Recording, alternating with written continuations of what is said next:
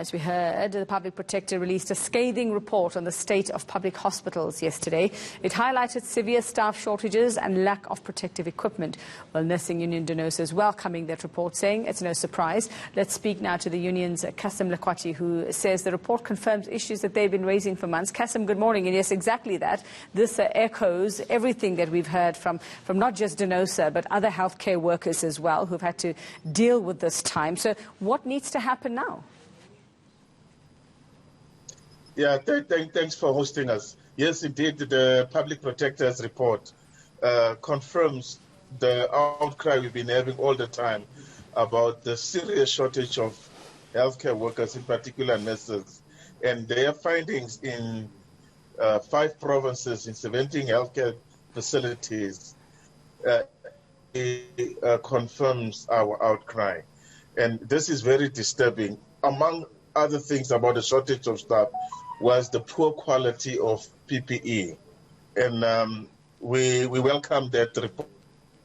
And that report, the study which was done on the University of Cape Town about the status of the PPEs and so on. So, of the things that were listed by the Public Protector as to what they found, what for you is the most urgent? Yes, shortage of PPE, yes, shortage of staff, yes, but there were several other things that came out of that report. What else is most urgent for you as Denosa? Well, as you've said, is the shortage of staff, is the PPE, which needs to be addressed.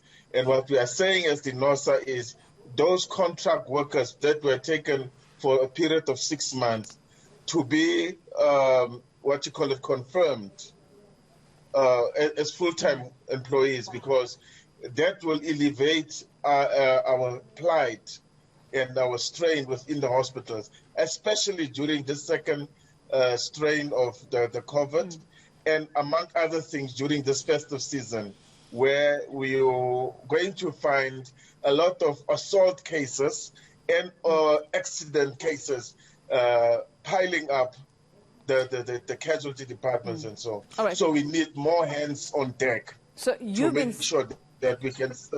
Kasim, you've been saying this for months. Now the Public Protector has validated that, has given us official findings as well. So what's the next step? Because you've been pushing for this. It's not like it hasn't been said before, but like you say, nobody seems to be listening. The problems have existed for months and months now since the start of this pandemic. So what's the next step? How do we make sure that something is actually done now?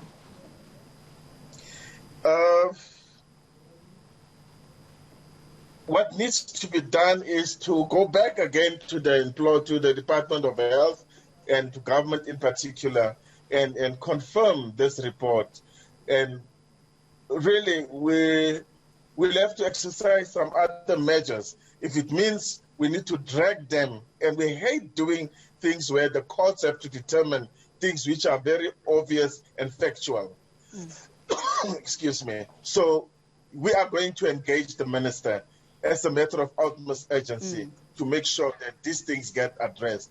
We cannot be playing with the lives of our people like this. Well, absolutely. It is definitely a matter of urgency. But as we deal with a second wave, authorities seem to have their hands full as well. So what do you see happening? What's the worst case scenario if nothing happens ASAP?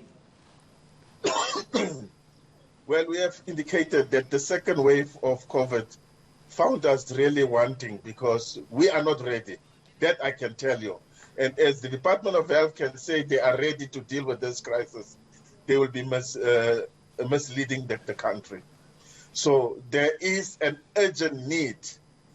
And as the Denosa leadership will be, will be engaging the department to deal with these issues as a matter of utmost urgency. All right, Kasim, we'll let you go. We are going to have crisis within the next few weeks, especially as we approach the festive season.